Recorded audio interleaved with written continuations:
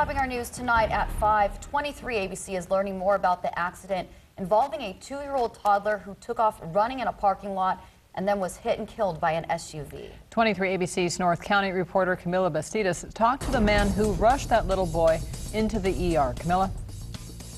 It's a tragic accident that happened in a split second, just as the grandmother was opening the car door. It just got really quiet and you just heard the grandmother screaming, just frantically screaming. That was the scene at Delano Regional Medical Center yesterday, just after 10 o'clock in the morning.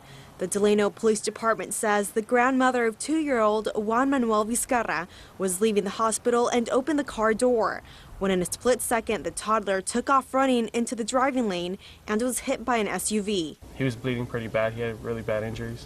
Chris Jimenez was dropping off his friend when the accident happened.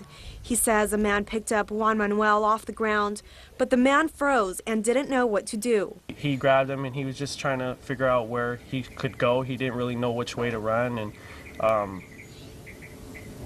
I grabbed, like I said, I grabbed the child and I took off towards the emergency room as fast as I could. Neighbors of the Vizcarra family tell 23 ABC the family recently moved into this house.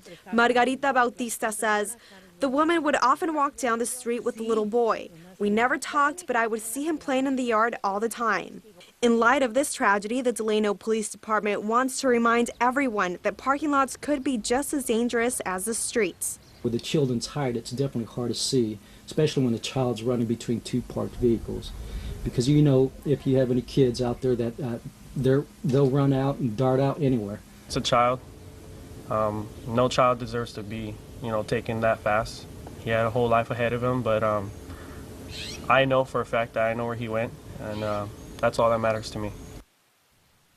The Delano Police Department says the SUV was driving between 5 to 10 miles per hour. At this point, neither the driver or the child's grandmother are facing charges since laws were not broken. If you would like to see the complete interview with Chris, log on to our website at turn223.com and click on the North County section. In studio, Camila Bastidas, 23 ABC.